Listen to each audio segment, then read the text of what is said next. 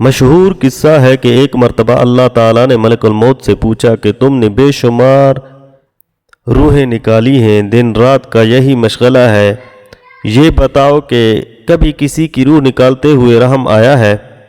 فرشتے نے عرض کیا کہ صرف 2 آدمیوں پر رحم آیا۔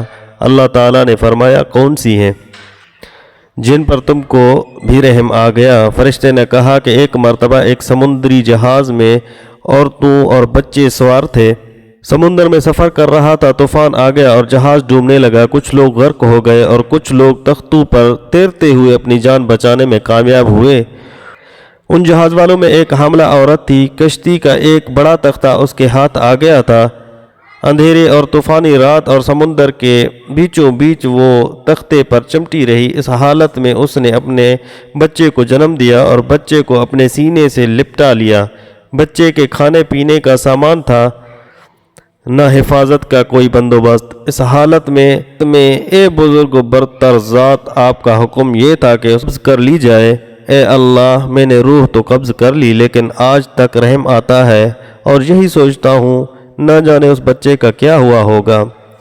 اللہ جل شانہ نے پوچھا تجھے دوسری مرتبہ کس پر رحم آیا؟ ملک الموت نے عرض کیا کہ شداد نامی آپ کا ایک نافرمان بندہ تھا جسے آپ نے بادشاہت اور مال دولت کی فراوانی عطا فرمائی تھی۔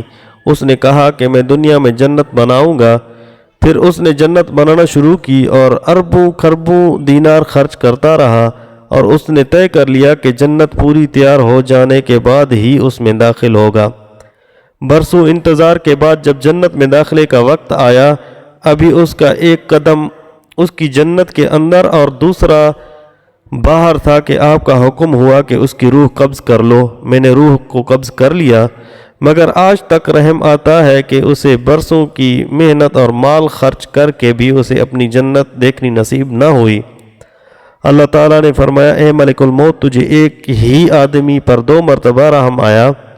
تجھے معلوم نہیں کہ یہ شداد وہی بچہ تھا جس کی ماں کی روح تو میں نے اندھیری اور طوفانی رات میں قبض کی تھی۔ ہم نے اپنی رحمت واسع اور شان ربوبیت سے اس بچے کو بچا لیا اور پال پوس کر پروان چڑھایا، اسے